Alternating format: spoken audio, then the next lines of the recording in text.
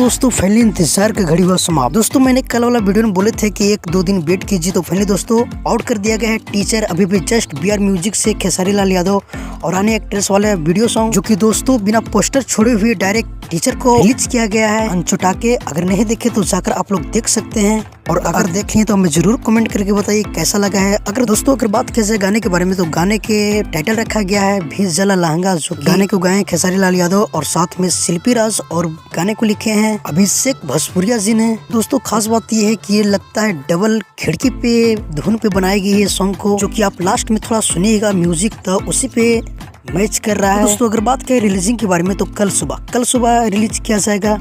अभी तो टीचर में रिलीजिंग डेट नहीं बताई गई है, टाइम मैं अगली वीडियो में कंफर्म होकर बता दूंगा। फिलहाल के लिए यही अपडेट था, मिलते हैं किसी ने अपडेट के साथ बहुत ही जल्द। अगर हमारे चैनल पे आपने हो तो हमारे चैनल को जरूर सब्सक्राइब कर लीजिए, क्योंकि भोजपुरी का हर अपडेट सबसे पहले हमारे चैनल पे आता है। जब तक के लिए जय हिंद, जय भोजपुरी।